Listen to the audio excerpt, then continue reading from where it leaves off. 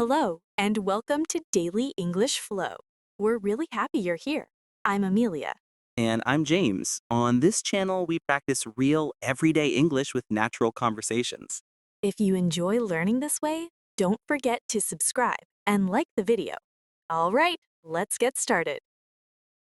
So, James, today feels like one of those very real days already, doesn't it? I woke up tired, my phone almost fell from my hand, and I was thinking, wow, this is perfect for talking about everyday problems. Haha. Oh, wow. Yes, I totally feel that energy today. Honestly, my morning was a little messy too, and while getting ready, I thought this is exactly what people experience daily. So it's great material for simple, useful English. Exactly. That's why today we'll focus on daily problems, the small, annoying things that happen all the time. Nothing dramatic, just normal life stuff that makes us sigh, laugh, or sometimes feel stressed for no big reason. Yes, and the good news is you don't need difficult grammar or big words to talk about these problems. Simple English is enough, and people will still understand you very clearly even if you make small mistakes. Let's start with mornings, because mornings are dangerous, right? So many things can go wrong. For example, I woke up late today because my alarm didn't ring and I jumped out of bed like a movie scene. I can imagine that. For me, it was my keys. I was ready to leave, shoes on, bag in my hand, and suddenly my keys were gone. I checked the table, the sofa, even the fridge, which made me laugh. The fridge check is very real, not gonna lie. These moments feel stressful, but later they become funny stories. And this is when English phrases like, this is so annoying or this is frustrating become very useful. Absolutely. When something like that happens, you can simply say, "This is driving me crazy," and people immediately understand your feeling. You don't need to explain everything in detail, just show your emotion. And emotions are important. It's okay to sound tired, upset, or even dramatic sometimes. Life is not perfect. English doesn't have to be perfect either, right? We just need to communicate and feel understood. Yes, exactly. And another very common problem is running late. Maybe you wake up late, or traffic is bad, or you can't find something. Then you say, "I'm running late," and everyone knows the situation. Traffic deserves its own emotional support group, honestly. When I'm stuck in traffic, I feel my patience slowly leaving my body. That's when I say, I'm stuck in traffic with a deep sigh and no smile. Yeah, same here. And technology problems are also everywhere. Your phone battery dies, the internet stops working, or your computer freezes right when you need it most. That moment hurts, emotionally and mentally. Oh, yes. And when technology fails, people often say, I can't deal with this right now. That sentence is simple but very powerful. It shows you're tired and need a break, and that's totally normal. Speaking of breaks, sometimes we also need help. And asking for help in English doesn't have to be scary. You can just say, "Can you help me?" Or "Do you have a minute?" Very polite and easy. I agree. Many learners feel shy asking for help, but it's actually a strong thing to do. When you say, I need help with this, people usually want to support you, not judge you. Exactly. And daily problems connect people. When you share a small struggle, others often say, "Oh, yes, that happens to me too." And suddenly you're not alone anymore, which feels really nice, honestly. That's such an important point. Today's conversation is not just about problems, but about connection, feelings, and real life. And we're only getting started, so stay with us because there's much more coming next. You know, Amelia, after talking about small daily problems, I think many people listening are probably nodding their heads and thinking, "Yes, that is exactly my life every single day," especially when stress builds up slowly. Oh, yes, and that's when frustration comes in. Sometimes it's not one big problem, but many tiny ones together. You spill coffee, miss the bus, and suddenly everything feels too much, even if nothing serious happened. Exactly. And that's why learning how to express frustration in English is so useful. You don't need strong or angry words. You can simply say, "This is so frustrating," and your feeling is very clear. I use that phrase a lot, to be honest. And sometimes I add a little emotion, like a laugh or a deep breath, because emotions are natural. English sounds more real when you don't hide them. Yes. Another great phrase is, "This is annoying." It's simple, it's short, and it works for so many situations. Bad Wi Fi, noisy neighbors, slow computers, long lines at the store, all of it. Oh, long lines are painful. Yesterday, I stood in line for 10 minutes, and when it was finally my turn, the system stopped working. I just smiled and said, "This is the worst," and everyone laughed. That's actually a perfect example. Humor helps a lot in these moments. When you laugh a little, the problem feels smaller. And saying something like, "This is driving me crazy," adds personality to your English. Totally. And sometimes you don't even want to complain loudly, you just feel tired. That's when "I can't deal with this right now" is perfect. It sounds honest and calm, not aggressive. I really like that phrase because it shows boundaries. It tells people you need space or time, and that's healthy. English is not only about words, but also about expressing your needs clearly. Speaking of needs, let's talk more about asking for help. Because when problems pile up, asking for help is often the smartest thing to do, even though it can feel uncomfortable at first. Yes, especially for language learners. But honestly, simple questions work best. Can you help me? Or could you give me a hand? Sound friendly and natural, and people hear them all the time. I agree. And if you want to be extra polite, you can say, "Do you have a minute?" before asking. It shows respect and makes the other person feel comfortable saying yes or no. Exactly. And sometimes help is not about fixing something, but just listening. Saying, "I need help," can mean you need advice, support, or even just someone to understand your situation. That's so true. I remember a day when everything felt wrong and I didn't need solutions. I just needed to talk. Saying things out loud made me feel lighter, even before anything changed. Same here. Problems feel heavier when we keep them inside. Once we talk about them, they often feel smaller.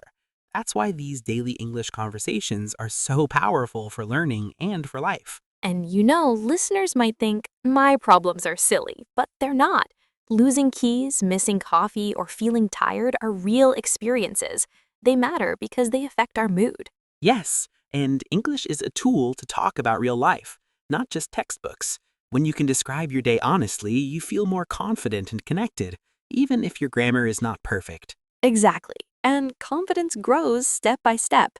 Today, it's a small complaint. Tomorrow, it's a full story. And speaking of stories, I think it's time to share one that really shows how bad days can go. Oh, I love story time. Real stories make everything clearer and more memorable. And I already feel this one is going to be very relatable for a lot of people listening right now. All right, so let me tell you about one day that truly tested my patience, my energy, and honestly, my love for mornings. Just thinking about it now makes me smile, but that day felt endless. Oh no, that already sounds serious. I'm ready, and I feel like many people listening will recognize themselves in this story because bad days love to arrive all at once, don't they? They really do. So it started with an important meeting at work. I knew about it, I planned for it, but somehow my brain failed me and I woke up way later than I should have. That moment when you open your eyes and instantly feel panic in your chest, right? Your heart starts racing, and you already know the day will not be calm or peaceful at all. Exactly that feeling. I jumped out of bed, rushed through everything, didn't even enjoy my breakfast. And while driving, I felt stressed, repeating in my head, "Please don't be late, please." I can feel the stress already, and usually when you're in a hurry, something else goes wrong, like the universe is testing your patience for fun. You're absolutely right. Halfway to work, I realized I forgot my laptop. I just sat there in my car for a second, staring forward, trying not to scream, then turned around.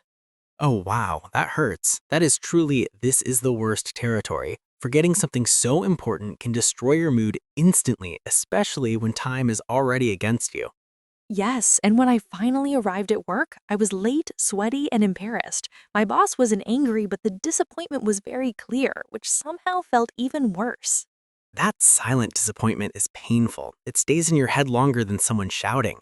And emotionally, you're already tired before the day has really started. Exactly. Then came lunchtime. I ordered food thinking, okay, at least lunch will be good. But when I opened the bag, it was the wrong order, something I really didn't like. No way. That's like adding salt to the wound. Food is emotional support on bad days, and when it fails, everything feels 10 times worse. That's so true. I laughed a little because at that point, crying felt useless. I ate it anyway, feeling tired and slightly defeated, telling myself, just survive today. That inner talk is very real. On bad days, survival becomes the goal, not success. Just getting through feels like a victory. And then, of course, traffic happened on the way home. Long, slow, boring traffic. I sat there thinking about the whole day, feeling exhausted and emotionally empty. That's when you finally get time to process everything, right? The quiet car, the red lights, and your thoughts playing the entire day again and again. Exactly. But here's the important part. The next day was much better. Nothing magical changed, but I slept well, things worked normally, and I remembered that bad days don't last forever. That's such a good reminder. One terrible day doesn't mean a terrible life. And these stories are powerful because they help learners see how English is used in real emotions. Yes, and telling stories like this in English helps you practice past tense feelings and real reactions. It's not about being perfect, it's about being real. And speaking of real life, problems don't stop at work or mornings. They follow us home too, hiding in sinks, washing machines, and empty fridges, waiting for the right moment. Oh, yes, home problems deserve their own chapter because when something breaks at home, it always feels personal, like your house is fighting against you for no reason. Home problems really have a special way of appearing at the worst possible time, especially when you are tired and just want to relax. Suddenly, the sink is blocked, the light doesn't work, or something starts making a strange noise. Oh, yes, and the sink problem is very popular. You wash your hands, the water doesn't go down, and you just stand there watching it slowly rise, thinking, please not today, I don't have energy for this. Exactly. And that's when useful English sentences come in, like, the sink is clogged, or I need to call a plumber. Simple phrases, but very real and very necessary in daily life. And it doesn't stop there. Sometimes the power goes out, and suddenly everything feels too quiet. No lights, no internet, no phone charger. It sounds peaceful, but it's actually very stressful. Yes, especially when it happens at night. You just sit there with your phone flashlight laughing nervously and saying, the power went out, hoping it will come back soon. Then there are broken machines. The washing machine stops working when it's full of clothes, or the dishwasher breaks right after a big dinner. These moments really test your patience. They really do. And many people say, why does this always happen to me, even though it happens to everyone? It just feels personal when you're standing there, tired and confused. And let's not forget running out of things. You open the fridge and realize there's no milk, no bread, or no coffee. That moment hurts deeply, especially in the morning. Running out of coffee should honestly be a warning sign for the whole day. When that happens, I just stare at the empty space and whisper, we ran out of coffee, like it's a tragedy. Very dramatic, but very honest. And these home problems are things we often talk about with family or roommates. Communication helps avoid anger and misunderstandings. That's a good point. And speaking of communication, work problems are another big part of daily life. Many people feel stress at work because of deadlines, emails, and too much responsibility. Deadlines are scary. When you hear the word deadline, your stomach sometimes reacts before your brain does. Missing one can feel terrible, even if you tried your best. Yes, and then there are computer problems at work. The computer crashes, the printer doesn't work, or files disappear. These moments can make calm people feel very angry. I've seen that happen. Someone stays calm all day, and then the printer stops working, and suddenly emotions appear. That's when phrases like, my computer crashed, become very useful. And communication problems can be just as stressful. Someone didn't send an email or information was unclear, and now there's confusion and blame, even though no one meant harm. That's true. Saying there was a miscommunication is a polite way to explain the situation without accusing anyone. It helps keep the conversation calm and professional. And of course, too much work is another common issue. When tasks keep coming and there's no time to breathe, people say, I'm overwhelmed, and that feeling is very real. Yes, being overwhelmed doesn't mean you're weak, it means you're human. Saying it out loud is often the first step to getting support or finding a solution. And sometimes support comes from surprising places. A colleague offers help, a manager understands, or you simply realize you don't have to do everything alone. Exactly. Work problems, like home problems, are part of life. They don't define us, but they teach us how to communicate, set limits, and take care of ourselves. And speaking of lessons, I have a story that taught me a very important one, especially about technology, stress, and learning things the hard way. Oh, I already feel the stress coming. But those are often the best stories because they stay in your memory and help you avoid the same mistake later. So, this happened a few months ago, and even now, I feel a little nervous when I think about it. I was working on a very important project, something that took weeks of focus and effort. Oh no, I already feel like this story will hurt emotionally. Projects like that are not just work, they're mental energy, time, and sometimes even your sleep, so I'm listening very carefully. Exactly. The deadline was the next day, and I was at home late at night, checking final details on my laptop, feeling tired but proud. Then suddenly, the screen froze completely. That moment when the screen stops and your heart drops at the same time. You click, you wait, you hope, but deep inside, you already know something is very wrong. Yes, that was exactly it. I tried restarting, staying calm, telling myself it would be fine. But when the laptop turned on again, it showed nothing. Just a black screen and silence. Oh, wow, that silence is scary. It's not just a machine problem, it's your future for tomorrow disappearing in front of your eyes, especially when you're exhausted. And then I realized something worse. I didn't back up my work, not online, not on a drive, nowhere. Weeks of work felt gone in 1 second, and panic completely took over. That feeling is terrible. You don't even know what to do first. Do you cry, scream, or just sit there and stare at the wall, trying to understand how this happened? I honestly did all three, just quietly. Then I called a friend who knows computers. It was late, I felt bad, but he answered and told me to come over immediately. That's a true friend. Late night problem solving shows real friendship. I imagine you felt stressed, but also a little hopeful during that drive. Yes, very mixed emotions. He worked on my laptop for hours, and when the files finally appeared again, I felt relief like never before. I almost laughed and cried at the same time. That must have felt like a miracle. Moments like that really stay with you and change your habits forever, especially when stress and responsibility are involved. They really do.